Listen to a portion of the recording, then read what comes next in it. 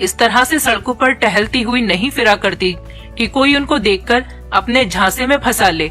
और किसी को कैसे पता चलेगा कि किस घर में खूबसूरत लड़की है और किस घर में बदसूरत, और उन लड़कियों के घर वाले कैसे हैं। लेकिन मेरे पास एक बहुत ही अच्छा आइडिया था। मैंने अपनी पुरानी सी स्कूटर को उठाया और गली मोहल्ले में निकल पड़ा, क्योंकि मैं लड़कियों को इस तरह से अपनी बातों में ले लिया करता था। अपना पुराना सामान महंगे दामों पर बेच दिया करती थी और मेरे जानने वालों से मुझे पता चल जाता था कि कौन सी लड़की खूबसूरत है और जवान भी है।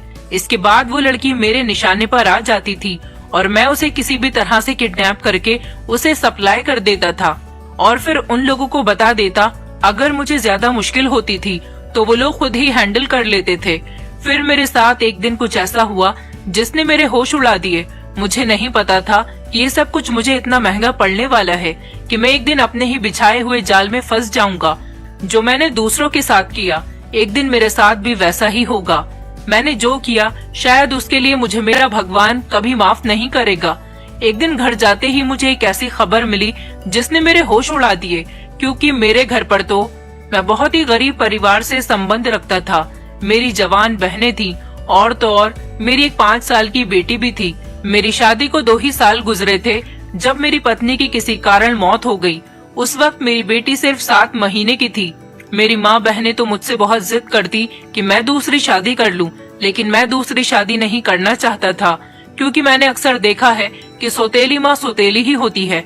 वो कभी भी किसी दूसरी औरत के बच्चे को अपनी औलाद समझकर नहीं पाल सकती। इसीलिए मैंने फैसला किया कि मैं अपनी सारी जिंदगी अपनी बेटी के नाम कर दूंगा और कभी भी दूसरी शादी नहीं करूंगा। मैं अपनी माँ का इकलौता बेटा था। मेरी 3 बहनें थीं और माता पिता थे।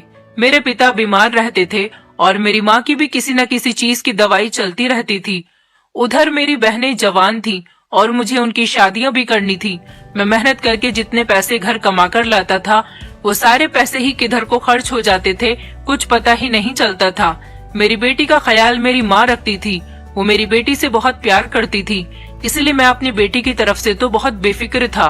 मैं मेहनत कर करके थक चुका था और अब मैंने ठान लिया था कि अगर मुझे पैसा कमाना ही है तो अपने हाथ को टेढ़ा ही करना पड़ेगा। मेहनत की कमाई से सिर्फ 2 वक्त की रोटी पूरी होती है, अपनी जरूरतें तो पूरी नहीं होती। हम लोग एक छोटे से गांव में रहते थे।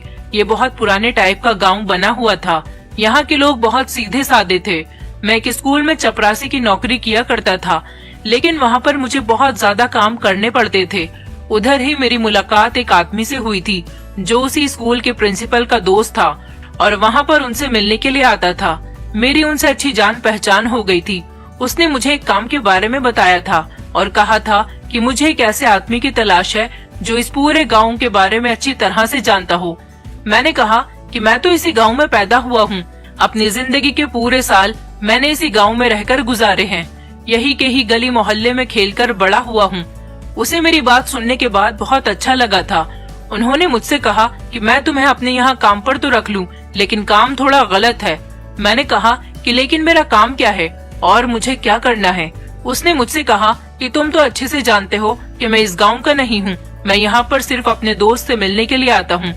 तुम्हारा काम सिर्फ इतना ही है कि तुम्हें यहाँ की खूबसूरत लड़कियों के बारे में पता करना है कि किस घर में कौन सी खूबसूरत लड़की रहती है। मैंने कहा कि ये बात मैं कैसे पता करूँगा कि कौन से घर में खूबसूरत लड़की रहती है। कुछ घरों के बारे में तो शायद मुझे पता चल भी जाए, लेकिन हर घर की रिपोर्ट तो मैं आपको लाकर नहीं दे सकता। उसने कहा कि यही तो तुम्हारा काम है। अगर तुम्हें पैसे चाहिए तो तुम्हें कुछ न कुछ करके हमें लड़कियों के बारे में बताना ही पड़ेगा।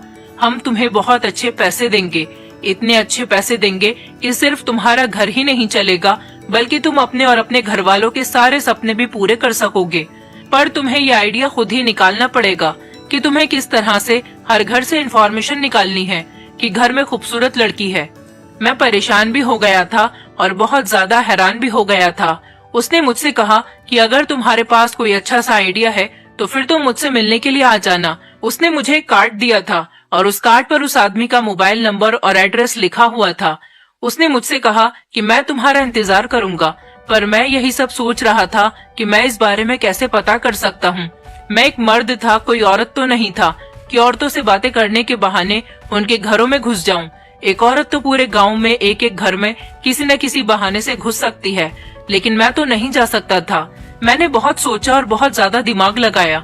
उसके बाद मेरे दिमाग में एक ऐसा खतरनाक टाइप का आइडिया आ गया कि मैं खुद हैरान हो गया और मुझे बहुत खुशी भी हुई थी कि मेरे दिमाग ने इतना अच्छा आइडिया कैसे सोच लिया था। काफी दिनों तक तो मैं सोच विचार ही करता रहा था और उसके बाद मैं उस आदमी के दिए हुए पते पर चला गया था और जाकर उसे अपने आइडिया के बारे में बता दिया। पहले तो वो मेरा आइडिया सुनकर खुश हुआ था, फिर उसने मुझसे कहा कि मैं तुम्हारे आइडिया से बहुत ज्यादा इम्प्रेस हुआ हूँ और समझ गया हूँ कि तुम मेरा काम अच्छी तरह से कर सकते हो। उसने कहा कि चलो अब तुम अपने काम को अंजाम दो और हम तुम्हारे लिए सामान का इंतजाम करते हैं। उसने मुझे खर्चे के लिए कुछ पैसे भी दे दिए थे, जिन्हें देखकर मैं बहुत खुश हुआ था।